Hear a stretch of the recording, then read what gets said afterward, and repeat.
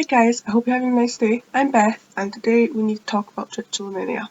Trichotillomania is a disorder that I personally suffer from, which causes people to impulsively pull out their hair. The term trichotillomania was coined by a French dermatologist, whose name I'll put here because I'm sorry I don't speak French. The name trichotillomania derives from the following Greek: trich, which means hair, tillin, which means to pull, and mania, which means madness or frenzy. This obviously kind of encompasses what trich is as a whole. Trichotillomania is categorised as an impulse control disorder. It's because there's 5 stages of behaviour that characterise impulsivity. 1. Receiving the impulse from your brain. In this case it would be the impulse to pull out your hair. 2. Growing tension. This is when your brain's, getting worked up with the fact you've not immediately done this impulse, such as getting agitated because you need to pull out your hair. 3. Pleasure in acting. This is when you get the immediate satisfaction from, say, pulling out your hair. 4. This is when you get relief from the urge, so the tension's resided, you feel calmer, it's not there anymore, you can breathe. And 5, which doesn't always happen, but often does with trichotillomania, guilt. This is when you feel guilty of acting upon your urge. Guilt is unfortunately a huge part of trichotillomania, and while we have a rough estimation of the population who have it, we aren't actually sure because a lot of people don't come out and say they have it due to embarrassment. And the estimations we do have put it between 0.6 and 4% of the population have trichotillomania. While all and any hair in the body can be affected by trichotillomania, there are common places that most people will pull from. These are the crown, eyelashes, eyebrows, and pubic hair. There are 2 clearly defined types of pulling with trichotillomania. You get automatic and you get focused. Automatic pulling is when you're doing it without even thinking. A lot of people do this. They won't even realise their hands on their head and they're pulling out hair, and before they realise there's a pile of hair next to them. Focused pulling is more of like a ritual thing where they have to pull out their hair. This is like more of the impulse thing where they've got this growing tension and they need to pull out this hair constantly and they're focusing on it and it kind of gives them relief. Personally, I've suffered with both of these in different situations. While obviously hair grows back, long-term trichotillomania can cause many long-term health effects. These include permanent hair loss, when hair has been removed from one area so many times the hair just begins to not grow back. Hand strain, such as carpal tunnel syndrome, when if you're constantly, got your hand in your hair and you're pulling, you do this, every day, several times for years, you're going to end up getting some hand injuries. This isn't actually caused by trichotillomania, but rather another condition that people with trichotillomania may also have. This condition is called trichophagia, which I also suffer from. Trichophagia is basically the same sort of thing as pulling out your hair, but often, instead of just pulling out your hair, people will also have the impulse to eat their hair. It'll follow the same 5 stages of behavioural characteristics there. Unfortunately, there's even less known about this condition, as people with it almost always have trichotillomania as well, which means the pool is even smaller and even more embarrassment. These hairballs can cause Rapunzel syndrome, which is basically when you have a build-up of hair in your stomach, and it can unfortunately be really serious and possibly fatal depending on how severe the hairball is. As often with mental illnesses, it's comorbid with other mental illnesses, most commonly depression, anxiety, and OCD. Unfortunately, there's a lack of structural MRI studies that show any kind of decisive reason why people have trichotillomania, though the studies that have been done have shown that people with trichotillomania most often have more grey matter in the brain. Why this is, we aren't sure, but it can show a link between these 2 things. Studies have also shown that there may be a genetic component to trichotillomania. There's currently no known cure for trichotillomania, and it's unsure if there ever will be, just there's no cure for depression or anxiety. But similar to these, therapy and medication can be greatly beneficial for people suffering. Now, as I mentioned, I personally have trichotillomania and trichophagia.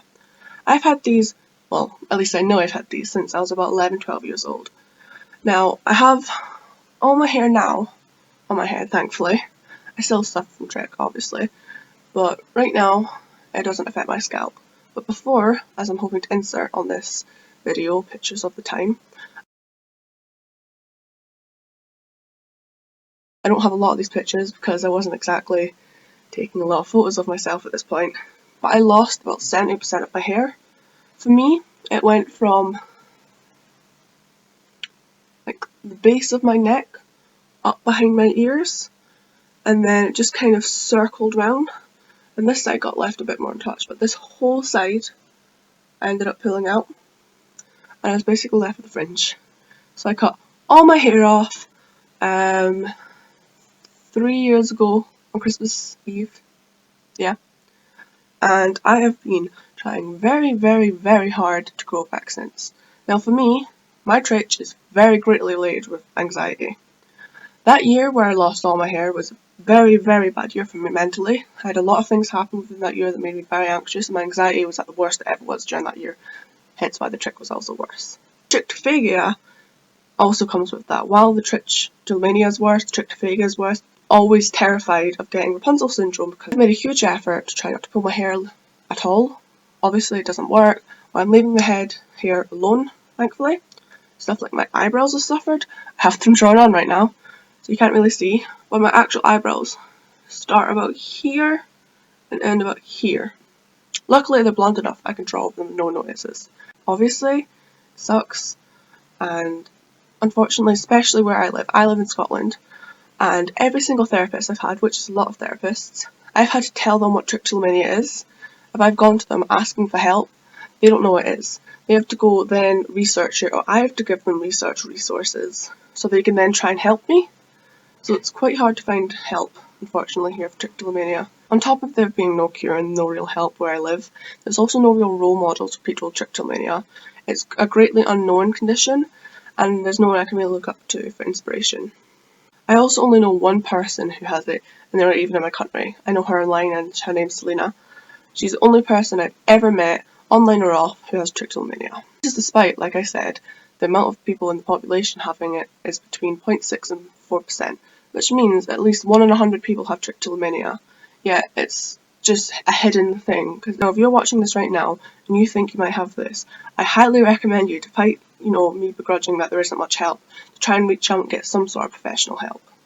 As well as professional help, you can also get support groups, whether it be online or in your area. I'm going to link a bunch down below, as well as some information and resources for people to look at.